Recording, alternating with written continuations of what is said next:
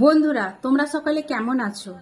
অনেক বন্ধুদের মনে এরকম জিজ্ঞাসা আছে যে ফেসবুক লাইভ করব কেন আমরা, এর বেনিফিট কি?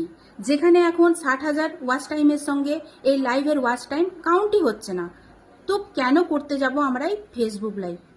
সেসব বন্ধুদের জন্য আমি বলি যে ফেসবুক লাইভের এত বেনিফিট আছে যেটা আমি বলে শেষ করতে পারবো না।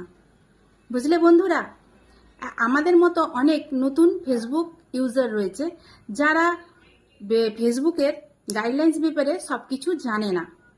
আরে জানা সম্ভবও না এত গাইডলাইন্স, তো আমাদের ক্ষেত্রে ভুল হয়ে থাকে। তখন এই লাইভ অ্যান্টিবায়োটিকের কাজ করে তোমার ফেসবুকে।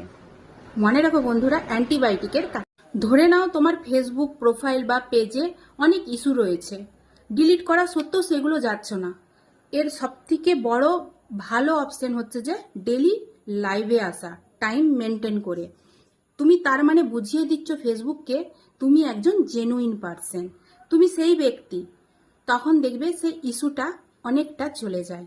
তুমি যখন ফেসবুক লাইভটা করছো, তোমার এই ফেসটা দেখিয়ে করছো, তখন ফেসবুক বুঝতে পারবে যে এই আইডিটা একটা নর্মাল লোক চালাচ্ছে, একজন নর্মাল পারসন চালাচ্ছে। অতএব তোমার ওই আইডিতে বা প্রোফাইলে বা পেজে তোমার যত ইস্যু থাকবে সেগুলা অটোমেটিক চলে যাবে। তাছাড়া আরও অনেক ফায়দা রয়েছে। বন্ধুরা, আমরা এই ফেসবুক লাইভ থেকে আরও নিত্য নতুন বন্ধুদের সঙ্গে যুক্ত হতে পারি। আর একটা কথা মনে রাখবে, যখন আমরা ফেসবুক লাইভটা শেষে পোস্ট করি তখন সেটা শুধু এমনি ভিডিও পোস্ট হয় না, সেটা রিলসও হয়, রিলসেও থাকে, তারপরে তোমার স্টোরিতেও শেয়ার হয়।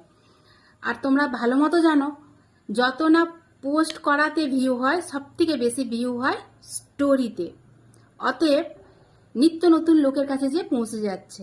অতএব আমরা আমাদের এর ফলে অনেক বন্ধুদের সঙ্গে যুক্ত হতে পারবো, আমাদের রিচ বেড়ে যাবে, এনগেজমেন্ট বেড়ে যাবে, ফায়দাই ফায়দা। অতএব ফেসবুক লাইভ অবশ্যই করো তোমরা, অবশ্যই প্রত্যেক দিন টাইম মতো ফেসবুক লাইভ করো।